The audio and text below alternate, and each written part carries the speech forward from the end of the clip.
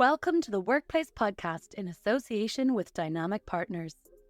We've got an incredible guest today, and we're really excited for the insights and ideas they'll be sharing. There are so many practical learnings from this conversation that will make a difference to you, your team, or your organization.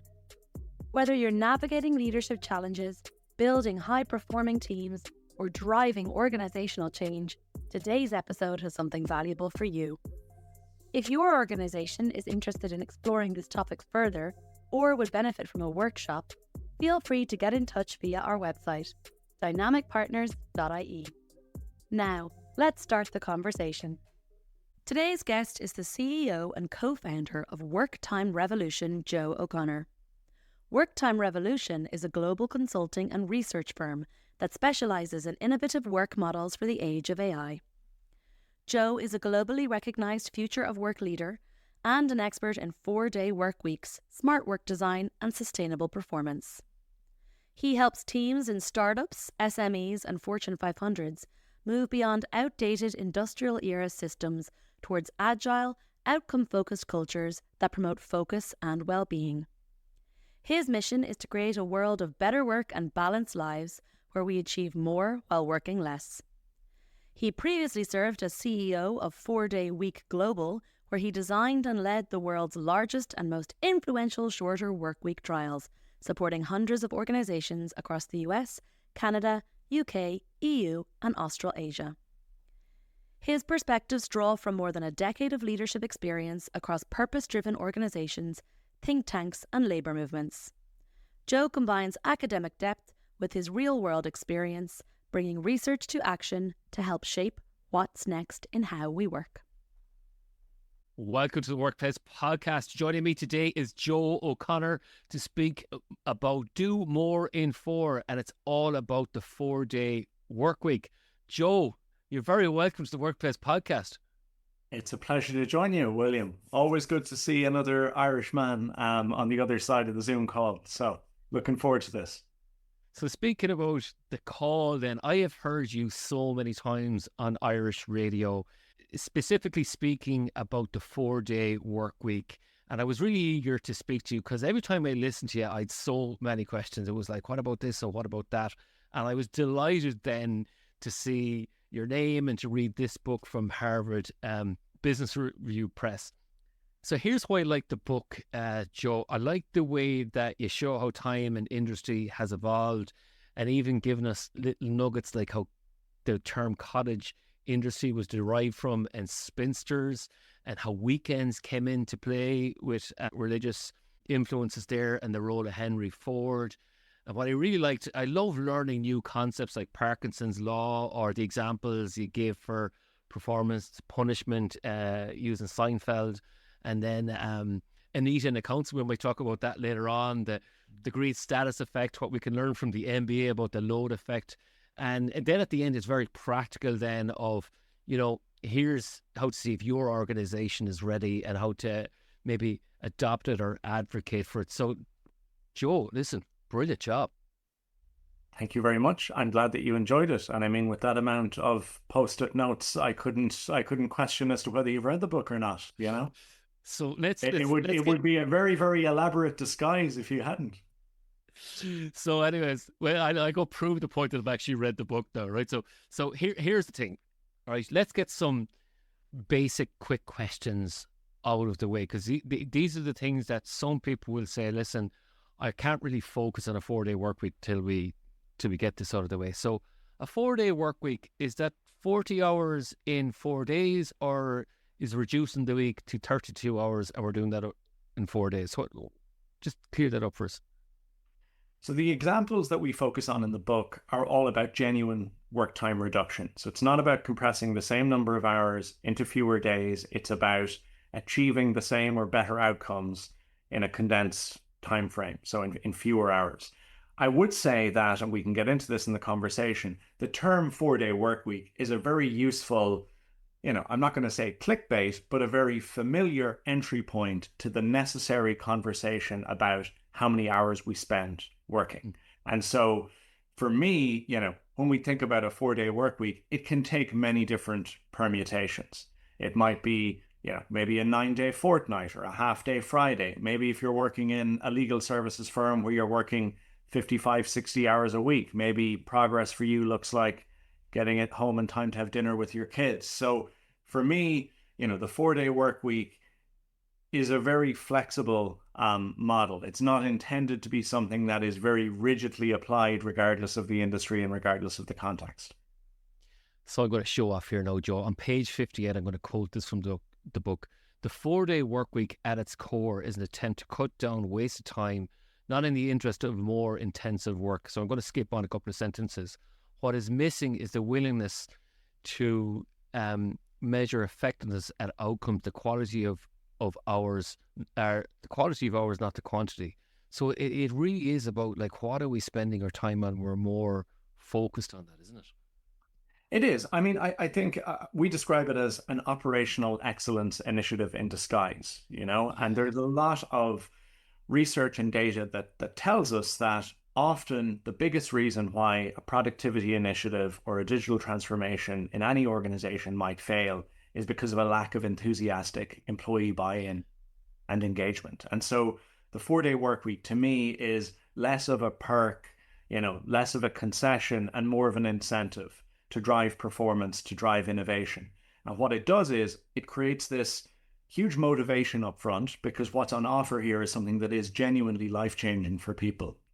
It forces people to really think about their prioritization, their focus, how they're managing their energy, because that's a kind of a prerequisite to success. So the process itself forces people and forces teams to go through that very disciplined effort to think about the way that they're working.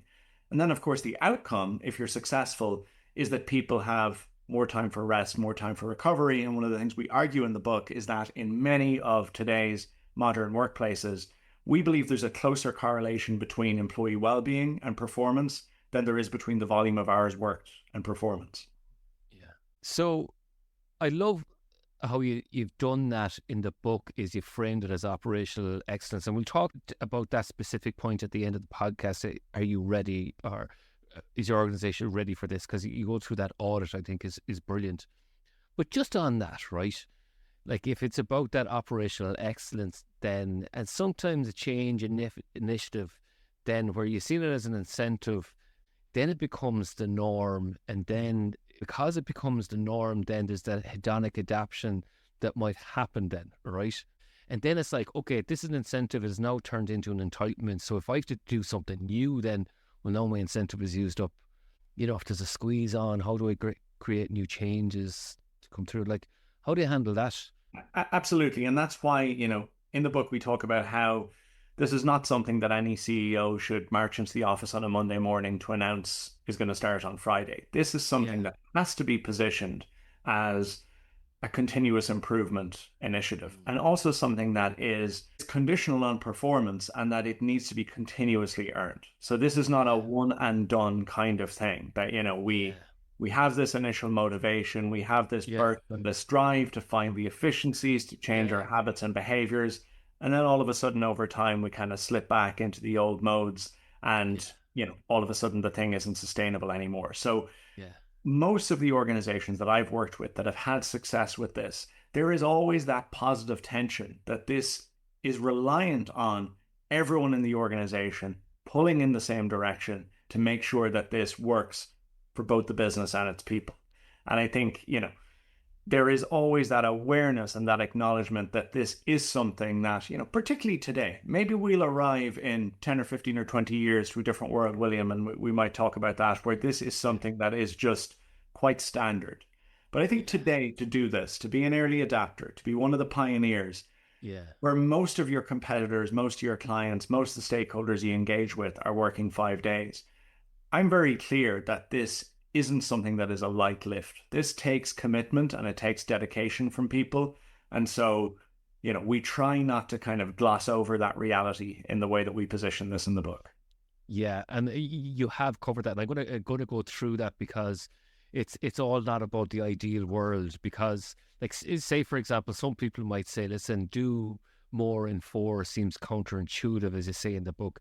And I was just thinking about that, like a CFO might be listening in here and saying, listen, this is a way I can reduce staff. If they can do it in 20% less time, that means I can just reduce our labor costs by 20%. Like that could be a cynical way of looking at this. It could. And I mean, it assumes that, because I've heard it positioned the other way. Well, if there's 20% worth of productivity uplift to be found, why don't we just march into the office and just tell people, instruct people, be 20% more productive? And now we won't need to give people the extra day off at all. I mean, it's a similar school of thought. I think it struggles when it faces reality, in that I think that in most workplaces, it does require that trust. It requires that, incentive and motivation for people. And so, I think we have the same question today when it comes to AI adoption. I think there's two paths that organizations can choose. We can choose to bank the efficiency gains by way of reducing costs or reducing headcount, or we can choose to invest those gains in the workforce to deliver more value with the same resource. And so those are two very distinct paths. And certainly, I would place myself, for a whole range of reasons, not just business reasons, but economic, social reasons, on the side of, if we only see technological adoption and productivity advancement as a one-way street that's all about kind of squeezing as much efficiency as we can out of the workforce and be damned with the consequences, I don't think that's going to lead us to a particularly positive place when we think about some of the big changes that are upon us in the form of AI. And we can see this, if you look at what's going on in the States at the moment, which, I'm here in Canada, we're very sensitive to that. If you look at, the fact that trusted institutions all over Europe, you see the rise of Alternative for Deutschland, the National Front in France. The big rationale as to why this is happening, from most of the analysis that I've studied, is that people felt left behind by the last big advances that we made in terms of globalization and digitalization. And so my question to business leaders and to policymakers would be, are we going to make the same mistake again with AI, where we kind of pursue a route that leaves people behind and creates these kind of, ripples in terms of our economic and social cohesion? So just on that then, because you've got a trade union background, right? There, and that's where I was kind of going. Well, some people might see this as a Trojan horse, and some people might say it might erode employee rights or whatever. And then in my head, I was like, okay, well, what if someone unscrupulous was kind of like, we hear stories about Elon Musk sleeping on the floor of the office there. And in the book, you talk about benefits are flowing upwards for the last couple of decades there. Like, just on that, then there is a case is, is it a policy piece that has to happen, or is this maybe the competitive edge for smaller companies to say, listen, this is how we can get the top talent in here. We might be able to pay them with money at the same kind, but we might be able to pay them with time and money, if we call it that. I think it's both, William. I think it's both, depending on the context. So if we take why would an individual enterprise leader choose to pursue this route? Yeah. Well, in the book, we talk about that there's three main motivations. Number one is what you've just described, which is giving yourself a competitive edge when it comes to recruiting and retaining the best talent and really creating a differentiated value proposition in the market. One example that we use is a software company called Sensi Labs that are based here in Toronto, who effectively compete with the likes of Amazon, Google, Meta for product developers, for engineers. And they cannot compete on the strength of brand name. They cannot compete on, salary package. So in order to compete, they needed to change the rules of the game. And by creating this kind of alternative offering that they were pretty sure those big behemoths were not going to be in a position to pursue, they've allowed themselves to be able to actually, hold on to their best people and hire and recruit people that they otherwise would not have been able to attract to the firm. So that's certainly one big reason.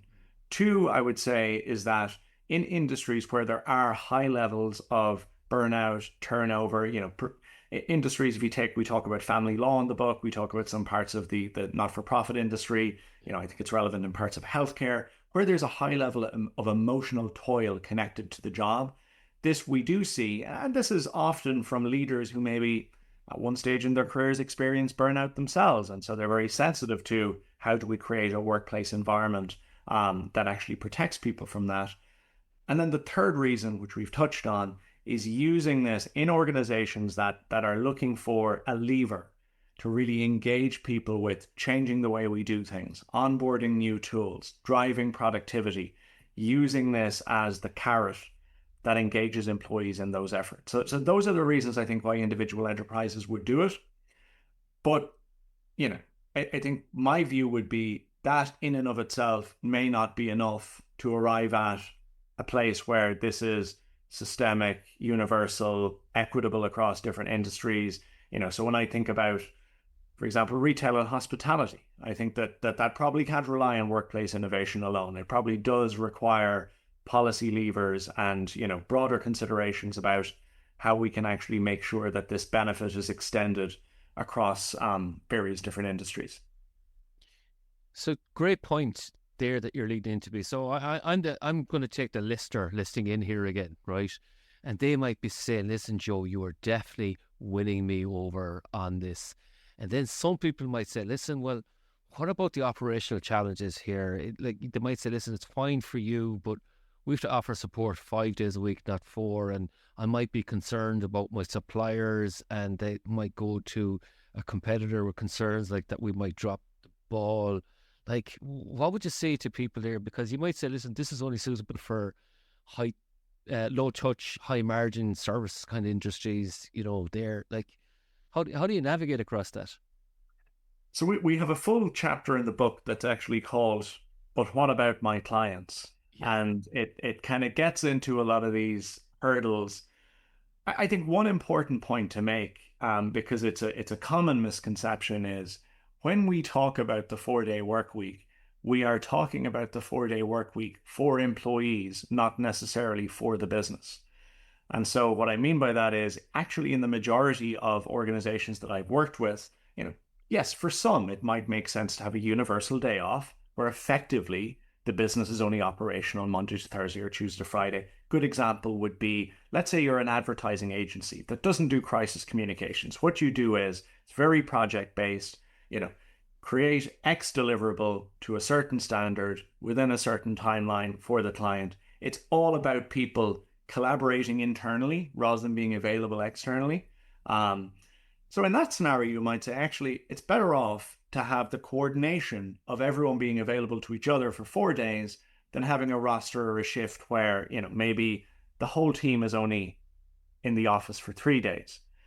However, if you have a much more front-facing, customer-facing type of an operation, then absolutely, you need something that will allow you to maintain service coverage across 5 days, maybe even 6 or 7 days. And some of the examples in the book, we have organizations that have done this and actually extended service coverage, not diluted it, through the use of smart scheduling and different shift arrangements. If this conversation has you thinking about getting better at conflict in your team, now is a good time to act on it. Resolution intelligence helps leaders bend the arc of conflict toward healthy resolution, navigating challenges with confidence and saving time, money, and relationships. Visit resolution-intelligence.com to get your personal resolution intelligence report and take the first step. You've obviously come across loads of skeptics on this, right? No, never. Not one, William. Not one. Not one. I love your sarcasm there. And you seem to say, listen, there's no one size fits for all from what I take from the book.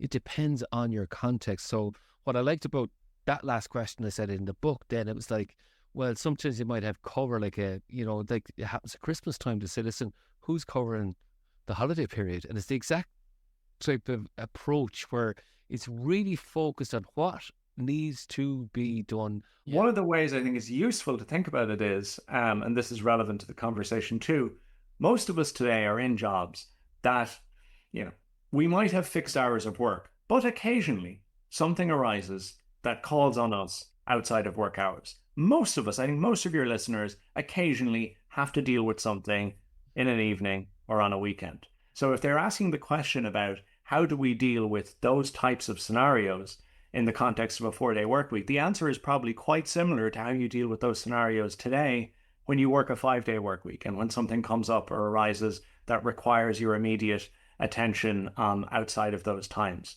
So my quite honest, thing that I would share on this particular question is that the fear and the perception of a backlash from clients or, a complete dilution of service standards always tends to be greater beforehand than the reality plays out. It tends to be a bigger issue in the mind than it is in reality.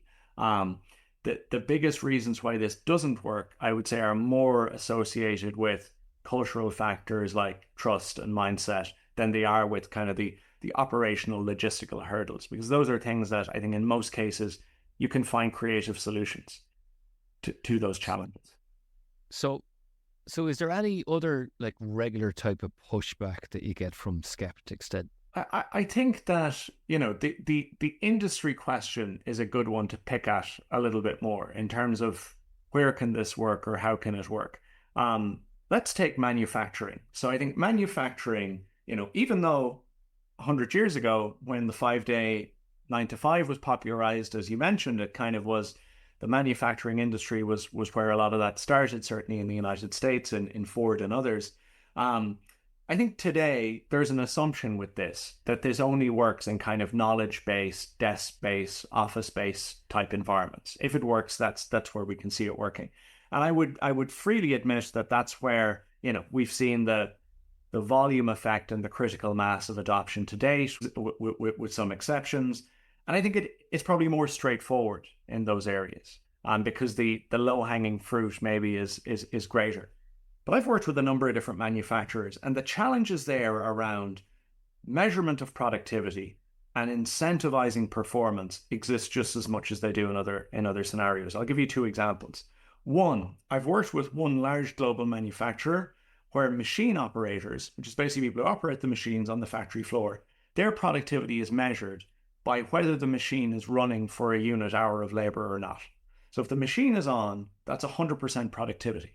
It gives no account to the fact that that machine operator could be running 2 or 3 different machines simultaneously, which would be 200 or 300% productivity. It gives no account to, while the machine is running, are they engaging in retooling? Are they engaging in collaborative problem solving with their colleagues?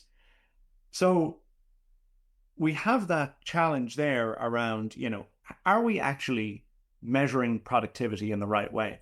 The other challenge that also exists there is when you think about, are we incentivizing people to be more efficient?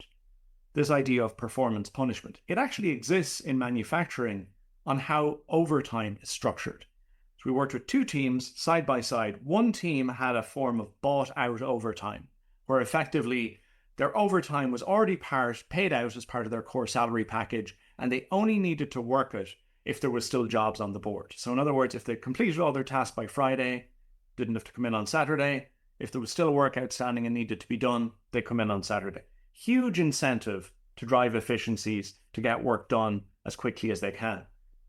A neighboring factory, another team, overtime's not bought out. So overtime is kind of additional, but there's this expectation that, roughly speaking, we work about 20% of overtime every week. We're kind of relying on that as part of our core salary. And so you have a culture where on a Friday, 2:00 comes, there's a job that hasn't been started yet. Well, they say, well, actually, we'll leave that for Saturday. That'll be the overtime work. And so I described this to kind of give a sense of, yes, it might seem more obvious and apparent as to how this might work in a tech company, but these same challenges about how do we measure productivity and are we incentivizing the right behaviors, they exist, I think, across many different industries. So you mentioned Parkinson's law there. Just for our listeners, the Seinfeld episode might be a good way to illustrate what Parkinson's law, the performance punishment is.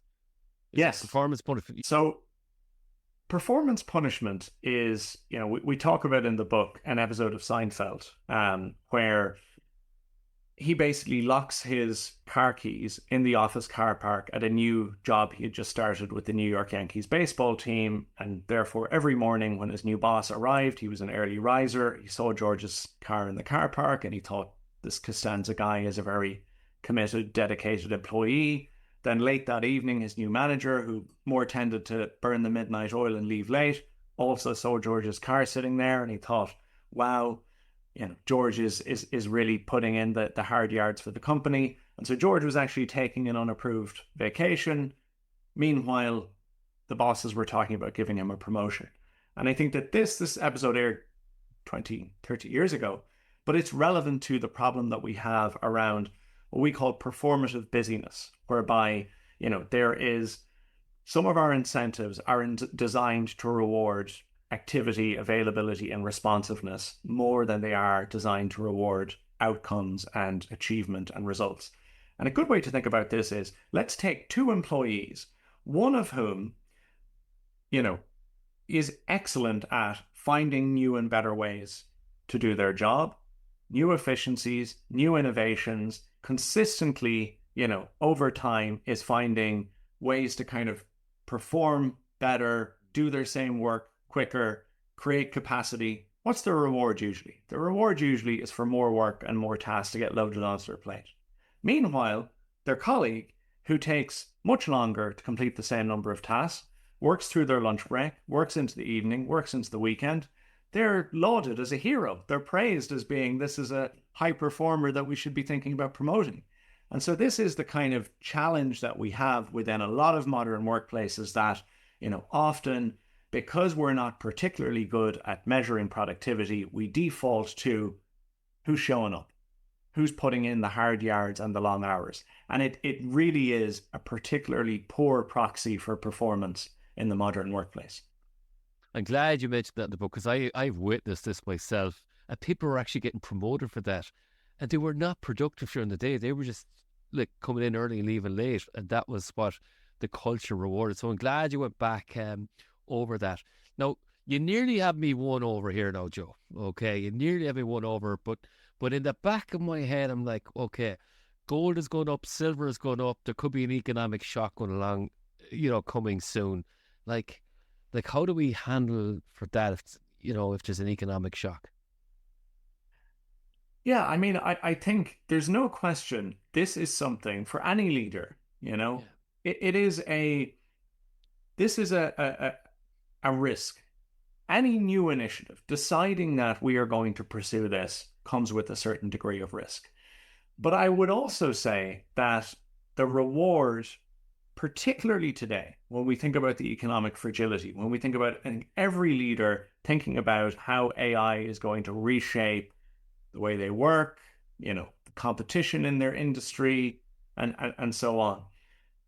Right now, we have a reality that, according to Pew Global Research, this is in the UK. I would imagine it's similar in Ireland. There was 25 countries globally that were studied in this. I know you have a lot of American listeners. They were in there too.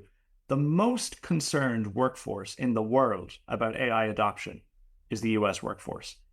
They have only 10% of employees more excited than concerned about AI, and they have a huge majority that are more concerned than excited. In the UK, it's 13% more excited than concerned, 39% more concerned than excited.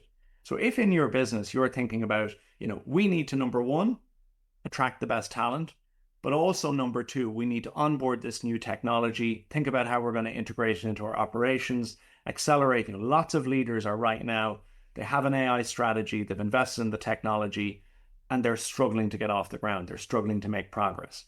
And I think that the story is the same as what we described earlier about how the challenge often falls down on the human factors. They're struggling to get employees to engage with this. And I think actually the challenge is even greater than it has been with other technologies that we've, become accustomed to over the last couple of decades with AI, because the perceived risk and threat to job security, to, is my value going to be diminished? Nobody wants to train their robot replacement.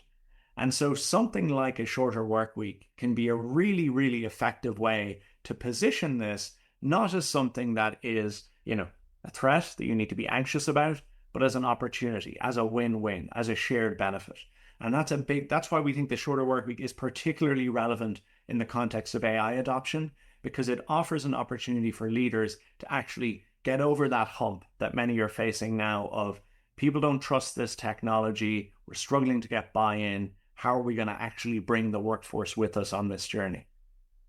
And that's what I like about the book is you give the example of Anita and when calculators were first introduced, that they cost a lot of money at the time, and now they're cheaper now in relative terms.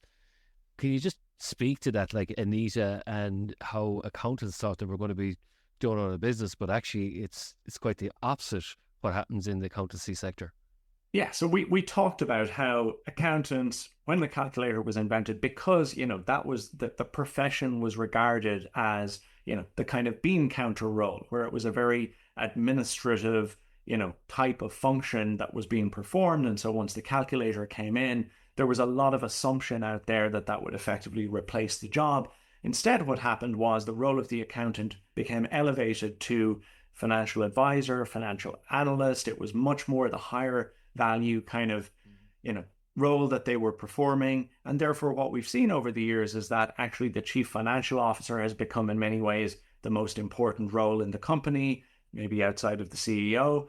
And most of, certainly in the United States, the kind of most common through line to becoming a CEO comes through the finance field in a way that just simply wasn't the case 30 or 40 years ago. And I think the really interesting comparison with that and how it's relevant to the shorter work week, let's think about knowledge workers. So I'm a knowledge worker because I get paid based on the perceived value of the information that I hold, the expertise that I have, the experience that I have. Um, you know, you're probably the same yourself, William, hosting a podcast. There's so many people right now who, you could classify as a knowledge worker. And the fear, I think, that's out there with AI is that rightly people assume that the value of knowledge is going to diminish because the price of entry is going to become so much cheaper. Access to information, expertise is going to be, already is so accessible in a way that has never been the case before. My view, similar to the accountant, isn't that that's going to make the role of the knowledge worker redundant.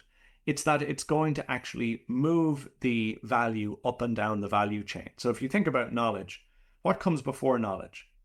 What comes before knowledge is the ability to actually ask the right questions, curiosity. So in a world of infinite information, the ability to actually ask the right questions becomes more valuable. What comes after knowledge? Curation, being able to package information and insights in a world where you've got overload in a very effective way becomes more valuable. Think about a wine sommelier.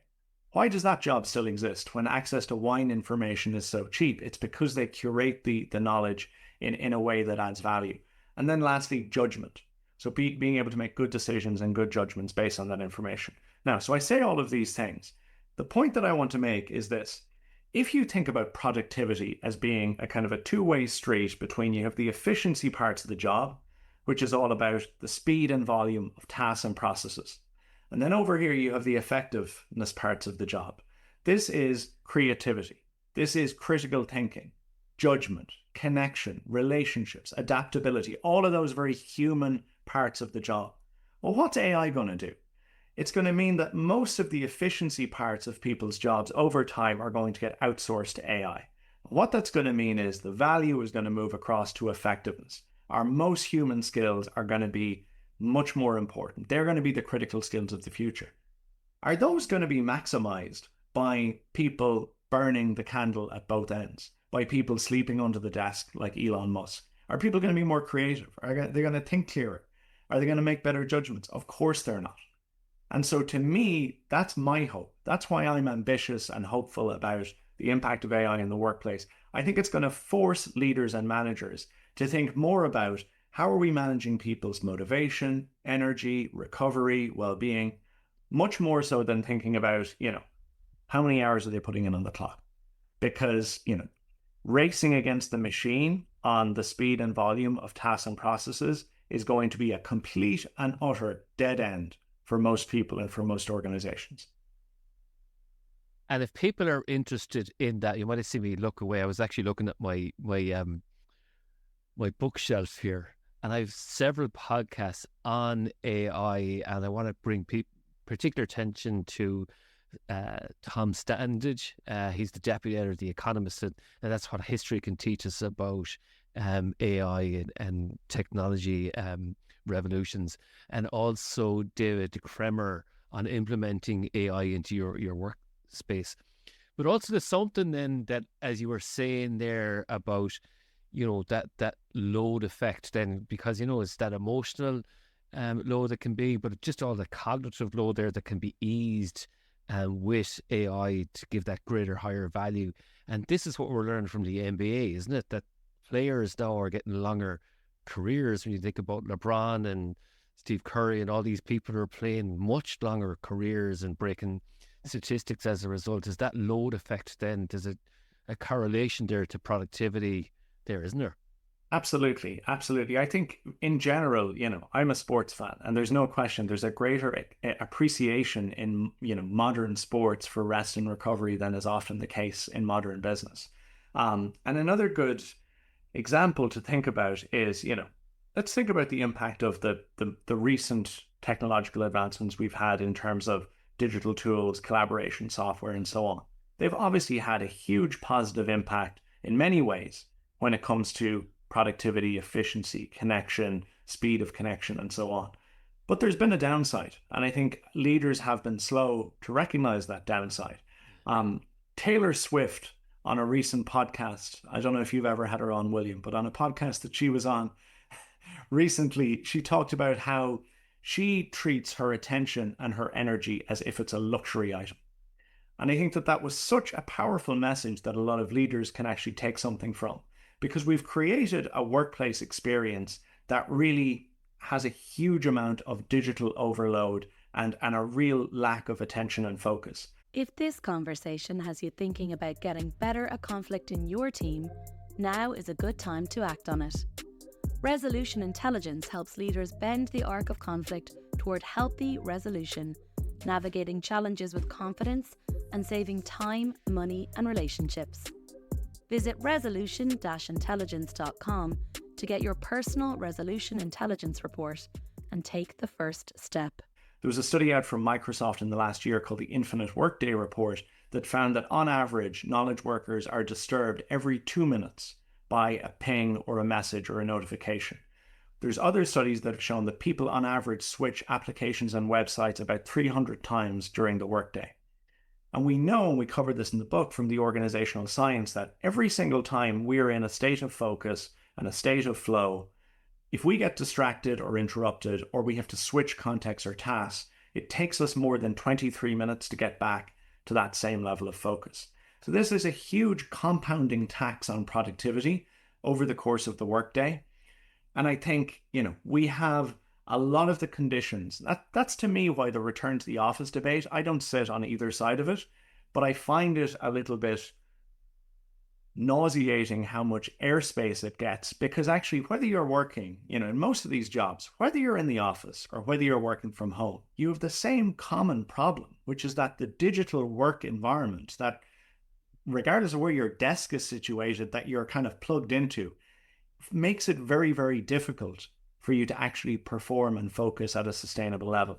And so again, to me, the 4-day work week is an entry point into how do we get more disciplined at creating a more distraction-free, focused work environment for people. That's really, really critical. So I want to bring our listeners' attention to 2 podcasts that you were talking about here, right?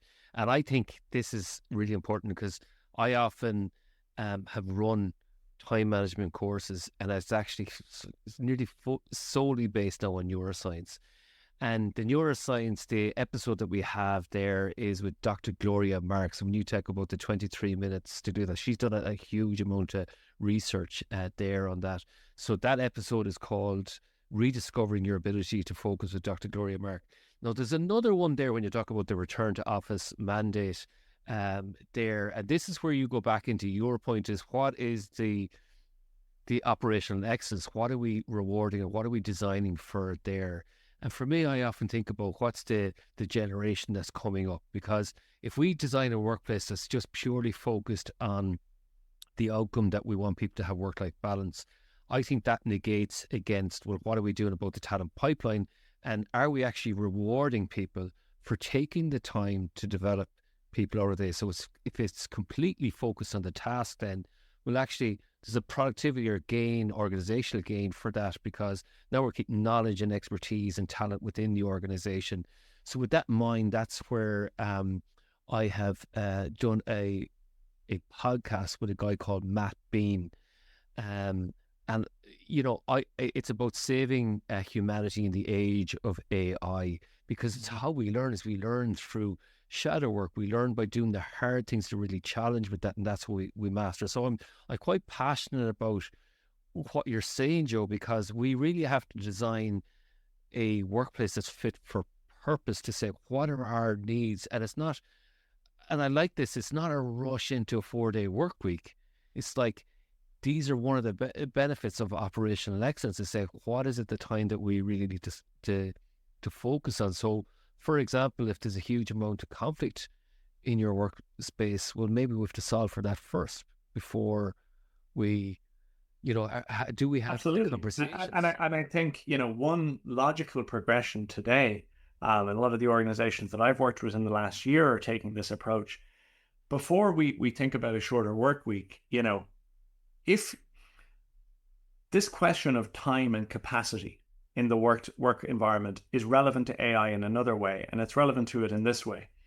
A study from the European Union, their Generative AI Outlook report that came out last summer, it's one of the biggest data sets globally that we've seen on AI adoption and the state of AI adoption in enterprises. It found that the number one barrier to effective adoption of new AI tools and technologies was not skills, it wasn't the cost of the technology, it wasn't the proficiency of the technology, it was time. It was people being expected to learn and to build these capabilities off the side of an already overflowing desk. And so to me, if you're a leader that's kind of listening to this podcast and is thinking about, okay, our teams are overloaded, we want to be ahead of the game when it comes to AI adoption, you have to be thinking about, how can I, if this really is a priority for your business, which it should be, then in order for that to become a priority, I need to deprioritize something else. There needs to be some degree of intentional subtraction. That means, in that same study, it found that organizations that offered protected time for teams to train, to learn, to experiment, to build confidence with the tools, they were 3 times more likely to be successful. And so, we've worked with a lot of organizations where it's not about a shorter work week right away. It's about, let's say, focus Fridays, where people have a half day dedicated to, onboarding these new tools, becoming familiar with them, gaining capability and confidence. And I think if you do that and you actually are able to kind of use that as a way to really create this internal capability when it comes to AI, then it's logical that, you found a way to do that. Then maybe the next step for you is something like a shorter work week. But I think to your point, if you can't create intentional space for learning and development, and it's relying on people to do it, shadow AI outside of the work week, not only is that a recipe for burnout, but you're going to get very uneven skill development. You're going to get no shared learning. You're going to get people doing things from a governance perspective that you probably wouldn't be particularly happy with. So, all of those reasons, to me, one of the biggest recommendations I would make to any leader is thinking about, are we intentionally ring fencing time for people to do this? Or are we just kind of loading this on top of everything else and say, figure it out? I make this point nearly at every workshop or seminar or networking event that I'm at. Are you ring fencing time for learning? Because it's very hard to adapt anything if there isn't a focus to it. So, and that's where we might talk about Unilever in New Zealand next. But another important point is, we're talking about trust, or is the organization ready? Is, are we choosing the right employees at the start? So you were saying, sometimes it's a pilot. Sometimes we say, listen, sometimes they're lazy hires, so we put people on probation first before they can do a 4-day week. Like, there's loads of different ways where there's like nearly a risk register done up to say, listen, how can we make sure that everything's a right fit? So there's some great advice there in the book if people want to go to that. So just on, I love this term, the gift of the fifth. So this is from Unilever in New Zealand. What can we learn from them? So I also love that term, and it kind of feeds into this idea that this is something that is very much an earned reward rather than a kind of a giveaway. I think one of the things that's maybe useful to consider, but you mentioned this about, do we have the right talent? Are we recruiting the right talent? I think there's an assumption when it comes to shorter work week. And it happens to me with my friends back home in Ireland. A lot of my college buddies, when they know you've made a career talking about how people should work less, you get a little bit of slagging that, that's just a cop out for lazy people.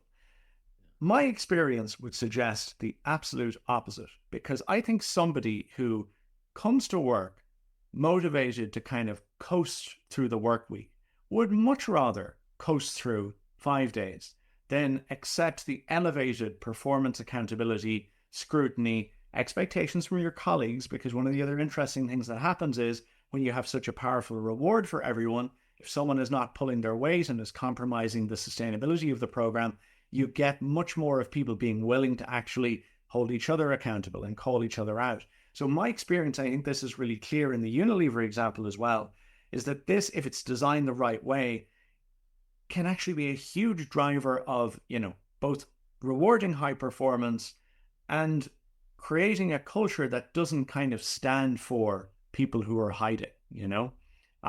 So yes, people are working less, but they're working in an environment where you do have that, it's a two-way street. If you're getting the autonomy and the flexibility of this benefit over here, that comes with this added accountability within the team.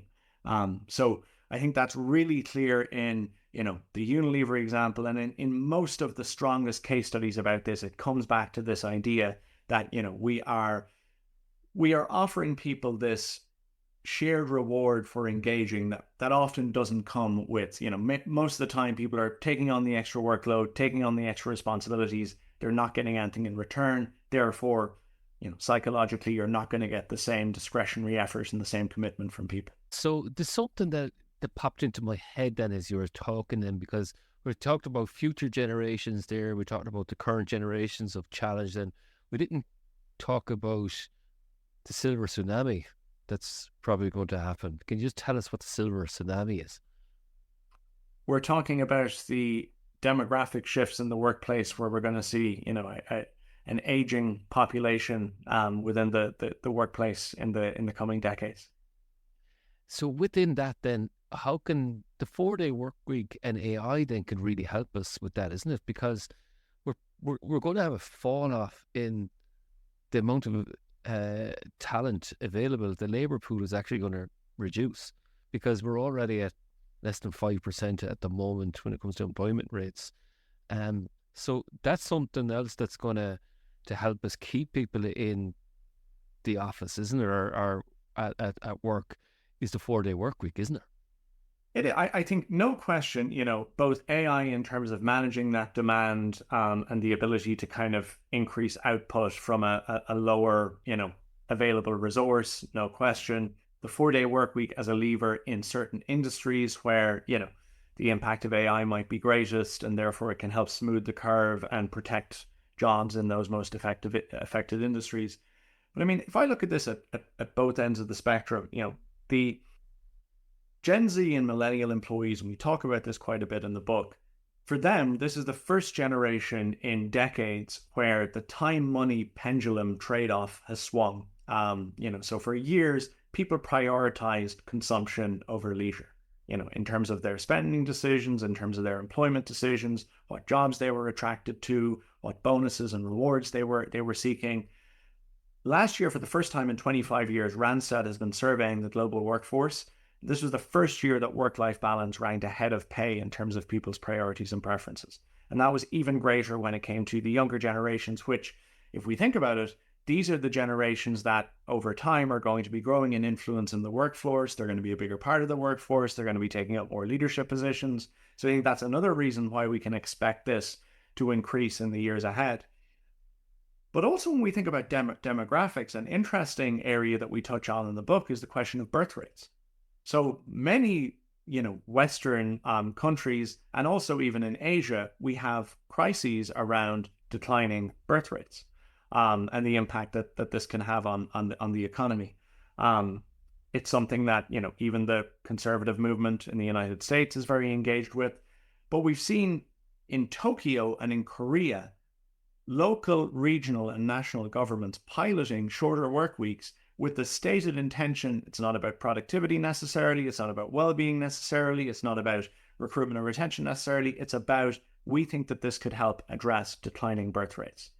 And, for a listener, that might seem like, it might feel a little bit of a step removed from the conversation.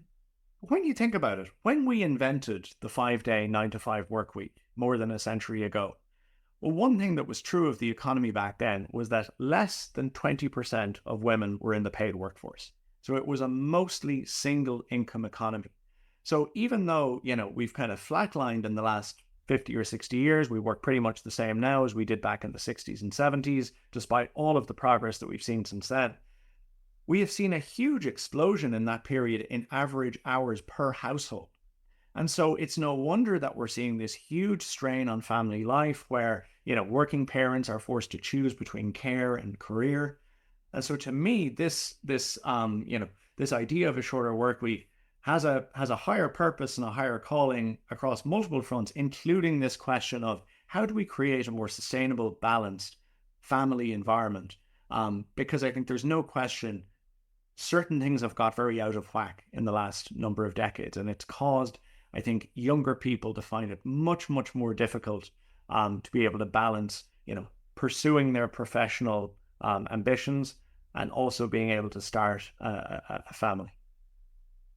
Some great points there. So Joe, I'm a listener. I'm bought in. I am so bought in. How do I know if my business is ready? So in the book, we talk about some of the criteria that we use in assessing organizations that we've worked with in terms of their readiness for a shorter work week. And so, a lot of this comes down to approaches to productivity, leadership mindset, organizational culture. Obviously we're considering some of the operational hurdles at that point as well.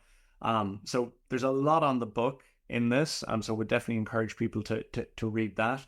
But it is very much about understanding the baseline, the starting point, and what the right sequence is for your business. And so for certain organizations, it might be about, okay, we need to put the building blocks and the foundations in place first. So maybe it is about having, greater focus time, more time for strategic work and priority work within the existing work week. One of the things that we've discovered in a lot of the programs that we've run is often the experience of an organization switching to a 4-day work week for people at a C-suite or an executive level. Again, if we're talking in real terms here, most of those people were previously working in their evenings and weekends to maintain their requirements.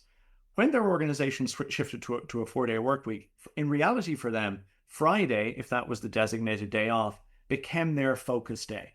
That became the day where they were able to catch up on the stuff that they otherwise were needing to do on evenings and weekends. So the benefit for them was now we actually get that time back and we don't have, so that's why I'm not a purist about these things. If your starting point is, I ordinarily work 6 days a week, if by your organization transitioning to one of these models means that now I can clear out that work on Friday and actually be able to take my time back during evenings and weekends, that feels like a win for me. So I think part of this assessment is kind of understanding, maybe you start with a 9-day fortnight or a half-day Friday.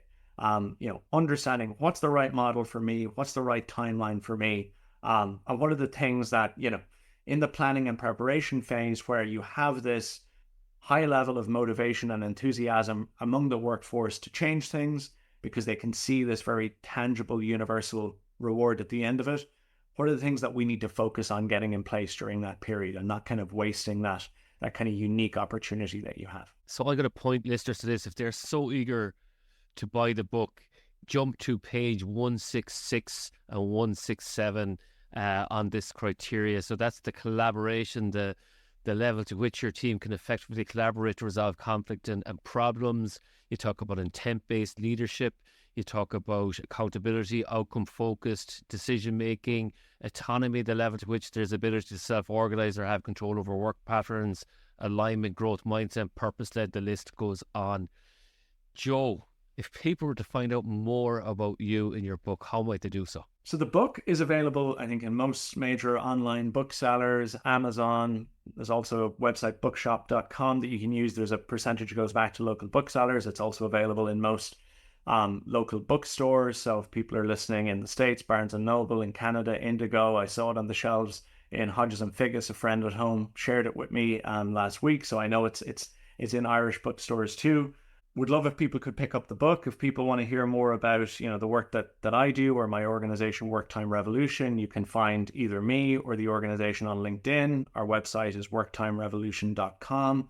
In addition to work on shorter work weeks, we do a lot of stuff on sustainable performance, human-centered AI adoption, and just creating more effective, healthy workplace behaviors. And yeah, I've really enjoyed the conversation, and would be great if some other good conversations came out of it. Joe, thanks a million for coming on to the Workplace Podcast. Such a pleasure to chat to you. Brilliant to chat to you, William. Thanks so much for listening to the Workplace Podcast in association with Dynamic Partners. We really appreciate you being part of the conversation. Want to start the conversation about leadership in your organization? At Dynamic Partners, we help leaders and teams build a culture of performance that drives real results. Visit dynamicpartners.ie to find out more about our workshops and coaching services, or email info@dynamicpartners.ie to start the conversation. We're ambitious for your leadership. Are you?